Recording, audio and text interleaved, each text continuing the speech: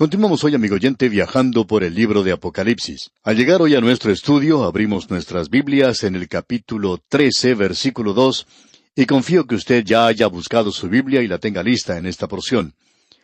En nuestro programa anterior dedicamos bastante tiempo a la introducción de este capítulo, ya que aquí se presentan personajes extraordinarios, verdaderamente sorprendentes. Aquí tenemos dos bestias, y son terribles en realidad. El versículo 2, entonces, de este capítulo 13 de Apocalipsis dice, «Y la bestia que vi era semejante a un leopardo, y sus pies como de oso, y su boca como boca de león, y el dragón le dio su poder y su trono y grande autoridad». Esta es una criatura bastante extraña, por cierto.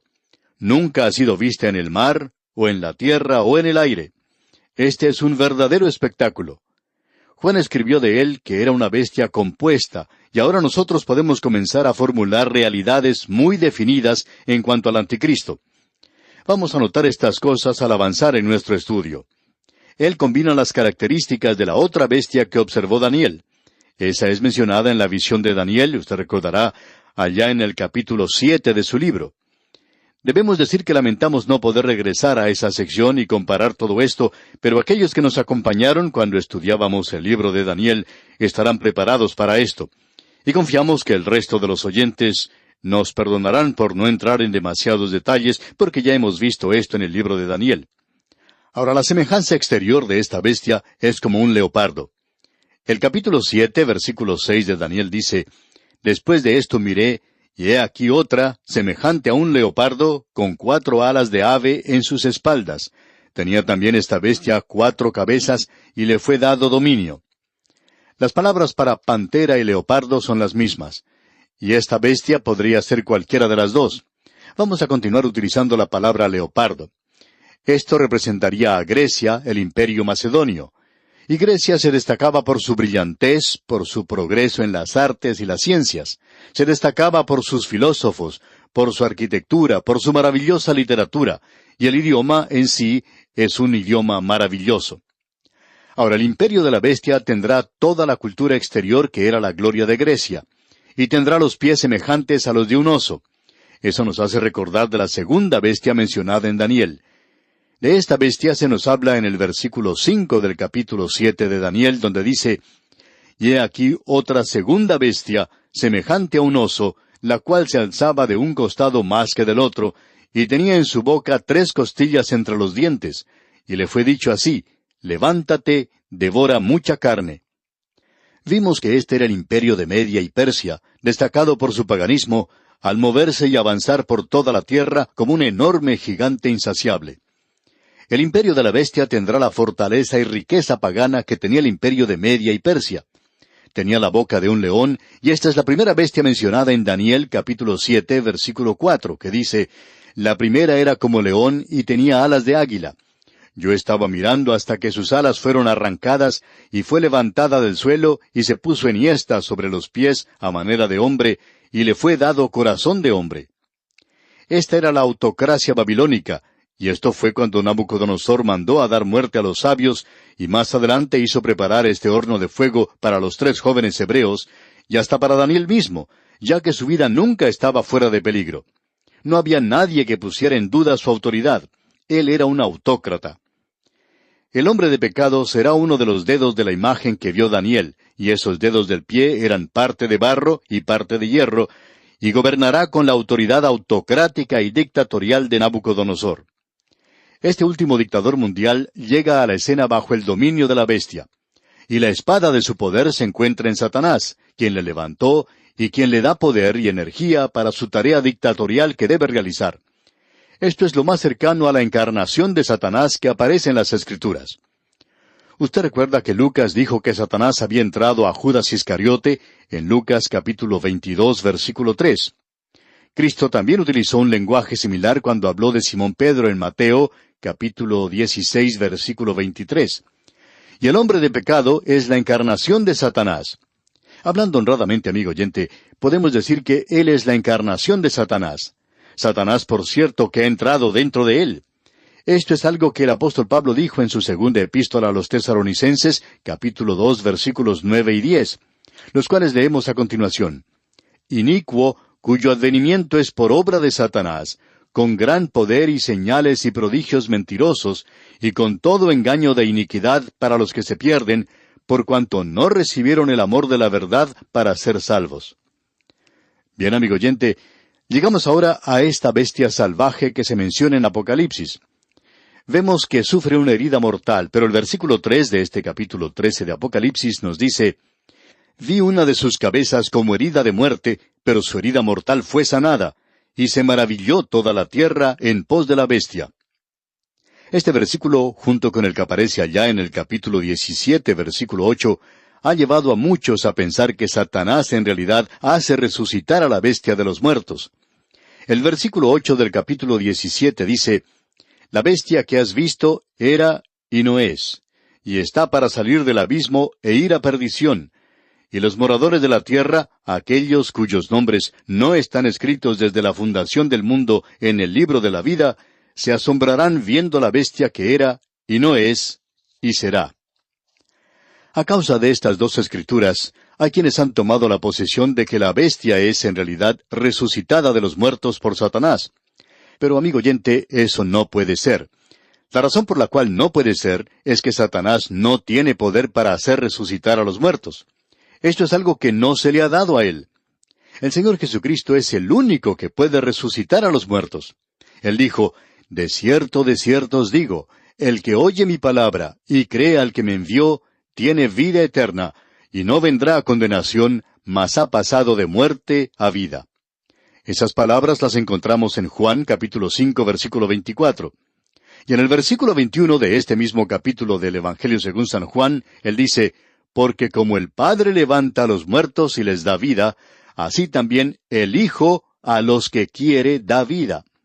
Y luego, en los versículos 28 y 29 del mismo capítulo 5 del Evangelio según San Juan, leemos: «No os maravilléis de esto, porque vendrá hora cuando todos los que están en los sepulcros oirán su voz, y los que hicieron lo bueno saldrán a resurrección de vida, mas los que hicieron lo malo a resurrección de condenación». Lo importante de notar aquí es que sólo el Señor Jesucristo puede resucitar los muertos. Satanás no lo puede hacer. Así es que damos por sentado que aquí tenemos una resurrección falsa. Esto es algo fingido, simulado. Lo interesante de esto es que la iglesia primitiva pensaba que este era Nerón. Y San Agustín dijo que eso quería decir la declaración del misterio de iniquidad que ya era. Algunos suponían que esto se decía del emperador romano. Por tanto, el apóstol Pablo no habló en palabras claras, aunque él siempre esperaba que lo que había dicho sería comprendido como aplicable a Nerón, cuyas actuaciones se parecían mucho a las del anticristo. De aquí que algunos sospecharan que él resucitaría de los muertos como el anticristo. Todos ellos esperaban que Nerón fuera levantado de entre los muertos. Hay otros que toman la posición de que la bestia mencionada aquí se refiere al imperio romano, sobre el cual rige o gobierna la bestia, y la forma imperial de gobierno bajo la cual Roma cayó será restaurada de manera sorprendente. Ahora creemos eso, pero no pensamos que aquí tengamos una resurrección. Roma nunca murió. Roma se desmoronó, como ya vamos a ver. El anticristo reunirá, juntará otra vez a Roma, y eso es lo que va a hacer, y será algo tremendo y notable. Pero el imperio romano en realidad nunca llegó a morir. Aún vive en el presente en las naciones de Europa. Debemos decir que estos puntos de vista tienen algo encomiable. Mientras que ambos puntos de vista tienen serias objeciones, no puede haber una verdadera resurrección de un hombre malo antes del juicio del gran trono blanco. Y en esta ocasión, solo Cristo puede hacer resucitar a los muertos salvos y a los perdidos. Y será Cristo quien levantará a los muertos que deberán estar ante el gran trono blanco. Él dijo, como ya hemos indicado: «Porque vendrá hora cuando todos los que están en los sepulcros oirán su voz», es decir, la voz de Cristo. «Y los que hicieron lo bueno saldrán a resurrección de vida, mas los que hicieron lo malo a resurrección de condenación». Satanás no tiene ningún poder para resucitar a los muertos. Él no va a poder dar vida tampoco. Él es alguien que trata con la muerte, es un destructor. Y el imperio romano será revitalizado y juntado de una manera milagrosa bajo el dictador mundial, la bestia. Creemos que la bestia es un hombre que demostrará algo falso, una imitación de resurrección. Este será el gran engaño, esa gran mentira del período de la gran tribulación. Dios permitirá que ellos crean esa gran mentira. Y eso es parte de esa gran mentira. Amigo oyente, ellos no quieren aceptar la resurrección de Cristo, pero por cierto que van a aceptar la resurrección del anticristo, y eso será algo falso. Ahora, en Apocalipsis se nos dice que su herida mortal fue sanada, aquí en el versículo 3 del capítulo 13. Esto demuestra la imitación blasfema de la muerte y resurrección de Cristo, y en aquel día saldrá la proclama o grito, ¿qué ha hecho Cristo que el anticristo no haya hecho? Nadie puede imitar la resurrección. Bueno, ellos pueden imitarla, pero no la pueden duplicar. Pero aún así, el anticristo va a duplicarla de tal manera que va a engañar al mundo. Es una gran mentira. Nosotros decimos hoy que Cristo ha resucitado, y ellos se jactarán en aquel día y dirán, también ha resucitado el anticristo. El imperio romano saltará otra vez a la existencia bajo la mano cruel de un hombre que falsificó una resurrección, y un mundo crédulo que ha rechazado a Cristo, finalmente acepta y cree tal falsedad. Amigo oyente, ahora comenzamos a tener aquí un cuadro compuesto. Vimos al jinete del caballo blanco que traía una paz falsa al mundo. En la historia registrada hasta hoy del hombre, éste ha tenido ya 15,000 guerras, ha firmado unos 8,000 tratados de paz, y sin embargo, en el pasado solo unos 200 o 300 años ha tenido paz.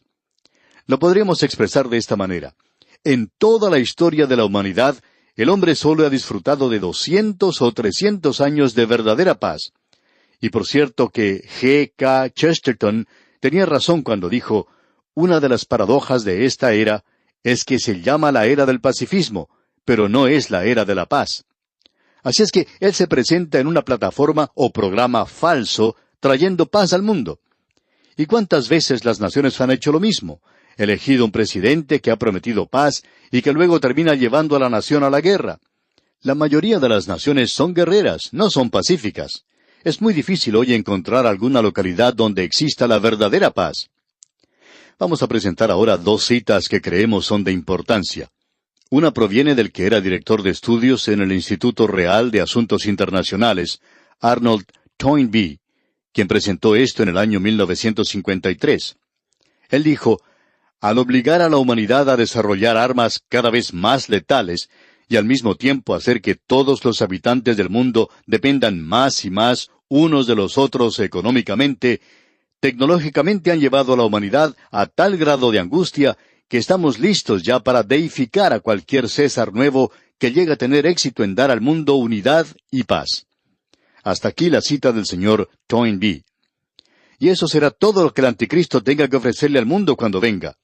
Él dice, yo voy a darles paz, y todos van a decir, aleluya, y le elegirán para que ocupe ese alto cargo. Así es como se realiza en la mayoría de los países, y nos suponemos nosotros ser personas de mucha cultura, bien educados. Suponemos que nuestra nación es muy sofisticada y civilizada. El mundo colocará al anticristo en el poder.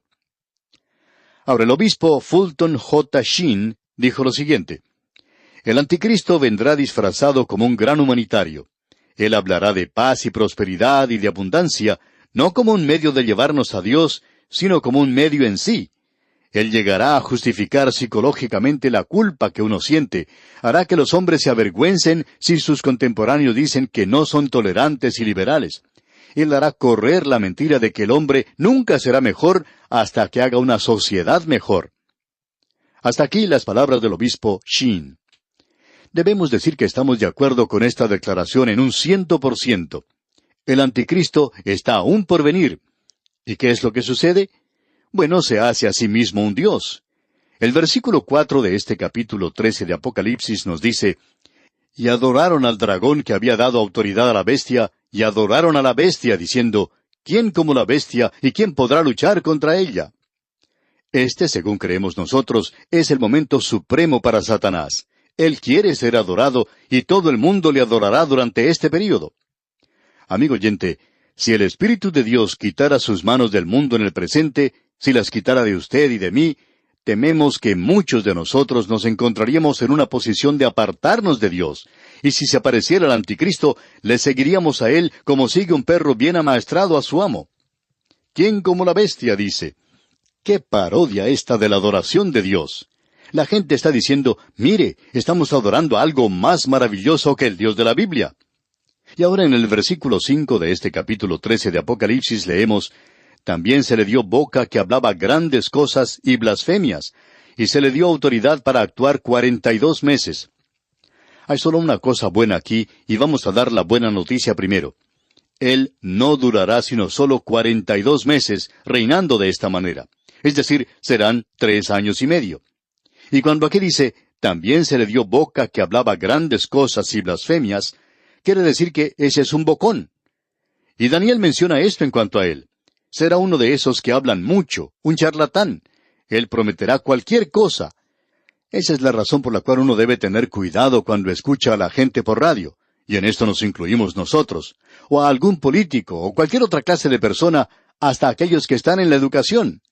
Amigo oyente, es necesario que probemos todo aquello que oímos en el presente. El anticristo será un charlatán, va a tener carisma, y va a ser capaz de promoverse a sí mismo para obtener el favor de este mundo que rechaza a Cristo. Ahora el versículo 6 dice, y abrió su boca en blasfemias contra Dios, para blasfemar de su nombre, de su tabernáculo, y de los que moran en el cielo. Lo que hace la bestia en su blasfemia es algo verdaderamente terrible. Él está en contra de Cristo y de su iglesia que están en el cielo. Gracias a Dios que la iglesia no está aquí en la tierra. No vemos cómo aquella persona que estudia el libro de Apocalipsis puede creer que la iglesia va a pasar a través de este período.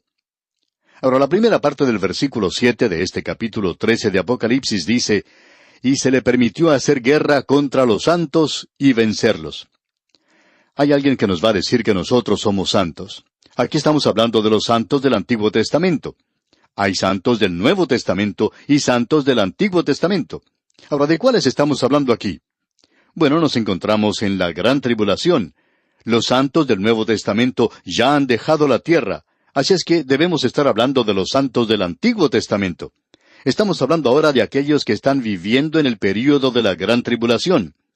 La segunda parte del versículo 7 y también el versículo 8 de este capítulo 13 de Apocalipsis dicen, también se le dio autoridad sobre toda tribu, pueblo, lengua y nación, y la adoraron todos los moradores de la tierra, cuyos nombres no estaban escritos en el libro de la vida del Cordero, que fue inmolado desde el principio del mundo. El gran predicador Charles Spurgeon acostumbraba decir, estoy seguro que mi nombre fue escrito en el libro del Cordero antes de que yo llegara aquí, porque si Dios hubiera esperado a que yo llegara aquí, nunca hubiera escrito el nombre. Amigo oyente, creemos que esta es una declaración maravillosa y de cierto modo explica esto. Esta es la hora tenebrosa en la historia del mundo, y la iglesia, gracias a Dios, no estará aquí. Esto es algo por lo cual debemos estar agradecidos, amigo oyente. Yo puedo darle gracias a Dios que no voy a pasar a través del período de la gran tribulación. Estoy bajo Cristo y no estoy esperando al anticristo. Estoy esperando que Cristo venga. Luego vamos a ver aquí cuando llegue este dictador mundial, ¿qué es lo que el pueblo de Dios va a hacer? ¿Le harán frente? ¿Podrán ellos enfrentarse a él? ¿Podrán ellos luchar contra él? Dios les va a decir que hagan algo realmente sorprendente. Y veremos eso, Dios mediante, en nuestro próximo programa. Que Dios le bendiga es nuestra ferviente oración.